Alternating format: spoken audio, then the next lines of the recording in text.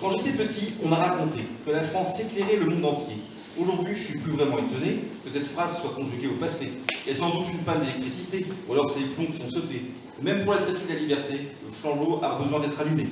L'image de la France à l'étranger, c'est pas que du vin et des parfums. L'image de la France à l'étranger, c'est aussi des gens cons comme des parpaings.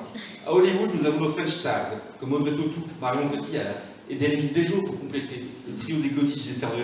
Il y a bien Eva Green qui n'est pas neuneuse, mais on lui fait jouer les femmes vénéneuses.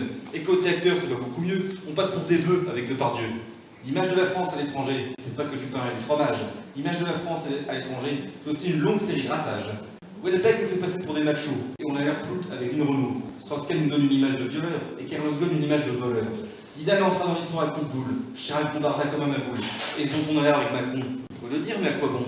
L'image de la France à l'étranger, c'est pas que du Victor Hugo. L'image de la France à l'étranger, c'est aussi des logorés fachos. On expulse des Africains par millions, et on revient chez eux jouer aux colons. On rend aux démocrates la vie plus dure, en rendant des armes aux pires dictatures. On envoie les musulmans au mitard, tout en bradant la culture au Qatar. On se croit tout permis vis-à-vis du monde. Faut pas s'étonner d'avoir l'air immonde. L'image de la France à l'étranger, c'est malheureusement hachouille à ringue. Mais bon, au moins, on peut coupiller, personne n'attaquera un pays dingue. C'est déjà ça.